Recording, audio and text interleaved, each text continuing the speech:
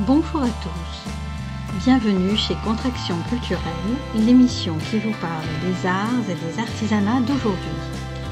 Cet épisode est consacré à deux artistes, une française et une belge, qui chacune, avec un style bien particulier, nous révèlent leurs univers et leurs pratiques artistiques du collage. À votre avis, quel est le point commun entre Pablo Picasso, Georges Braque, Max Ernst et Jacques Prévert?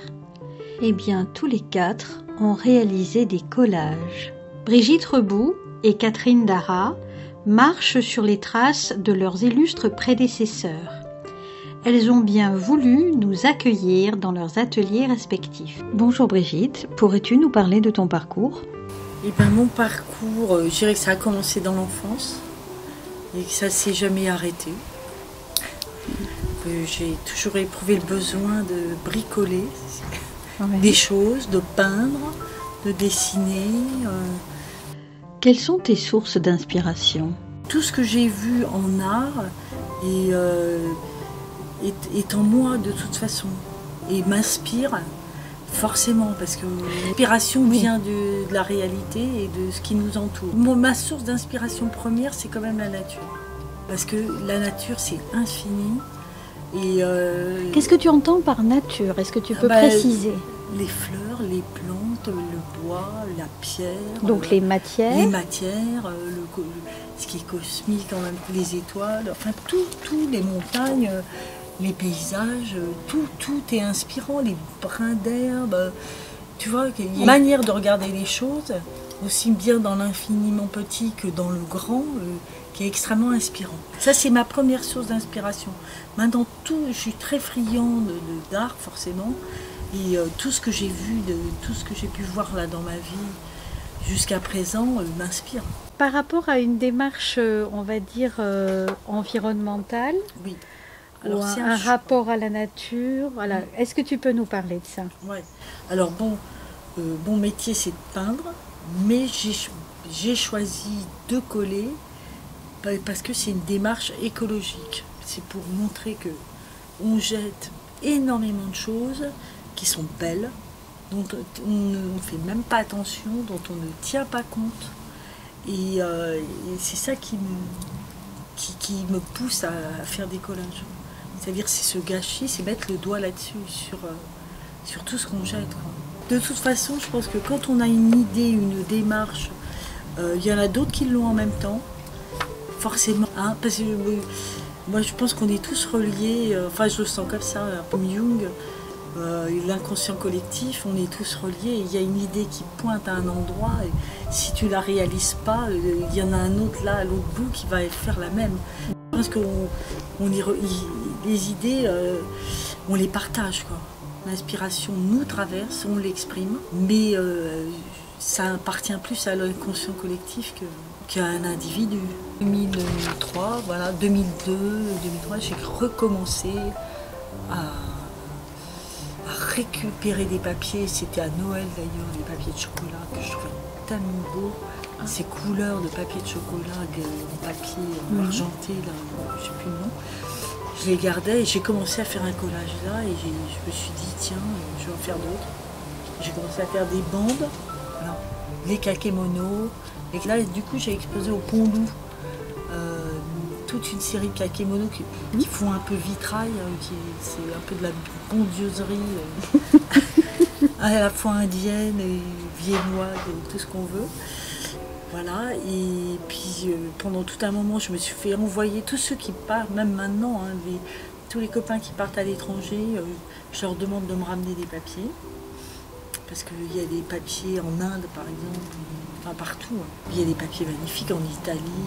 Donc, petit à petit, mon stock s'est créé. Pour réaliser un collage, Brigitte Rebout procède en 3 étapes. Il y a d'abord la collecte, qu'elle ait un sujet précis en tête ou qu'elle cherche juste à se créer une réserve de matière pour ses futurs travaux. Puis intervient le découpage, qui demande autant de patience que de minutie. Il peut prendre des heures, voire des jours. Enfin, il y a l'assemblage plus ou moins élaboré, qui demande encore une fois de la précision, une réflexion sur la composition de l'œuvre finale qui peut parfois changer en cours de route.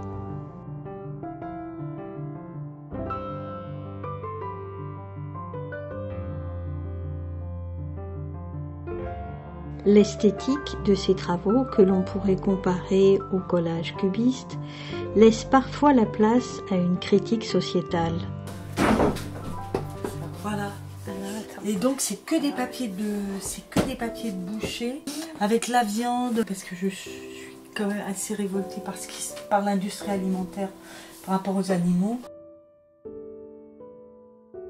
Si elle travaille principalement sur des toiles, ces collages s'aventurent également sur d'autres supports, notamment des meubles de récupération à qui elle offre une autre vie, si ce n'est une autre identité.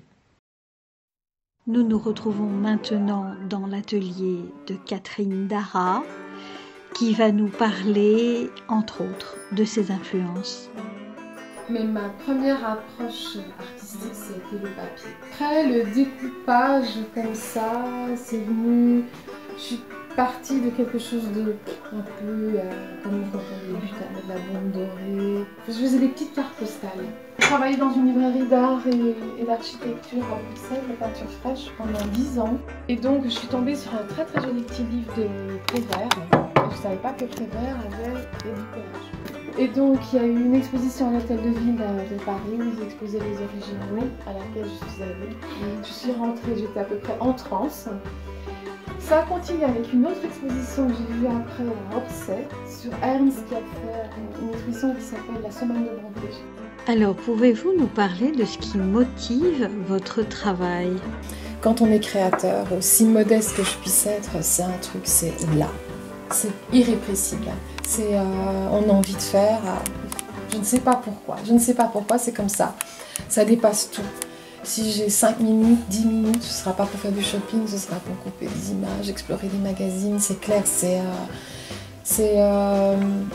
Je pense que c'est une condensation du temps qu'on a aussi sur la Terre, je sais pas, exprimer quelque chose sur le temps qu'on est là. On sait qu'il est court, et l'idée, c'est même pas de laisser une trace, c'est juste de faire des choses pendant qu'on est là, quoi. Donner du sens. Donner du sens, oui. Ouais. Mais donner du sens, en même temps, ça n'en a aucun. Mais...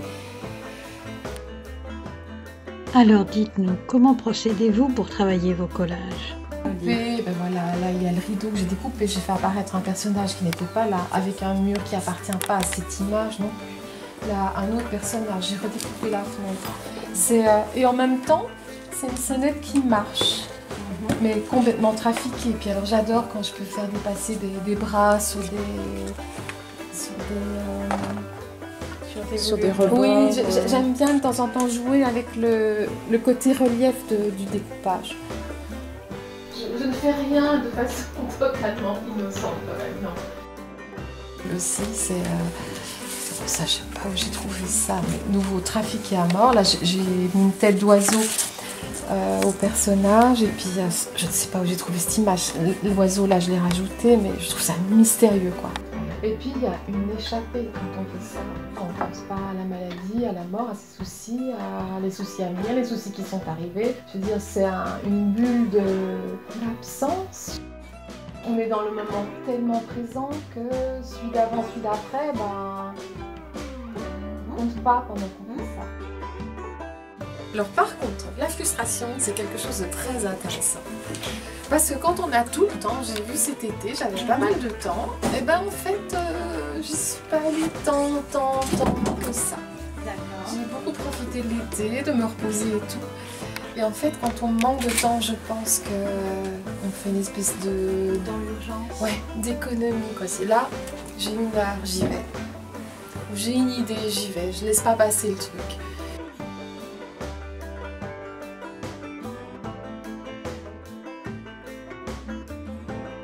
Alors ça, c'est aussi un truc, dans tout ça, je sais à peu près d'où viennent les choses. Hein.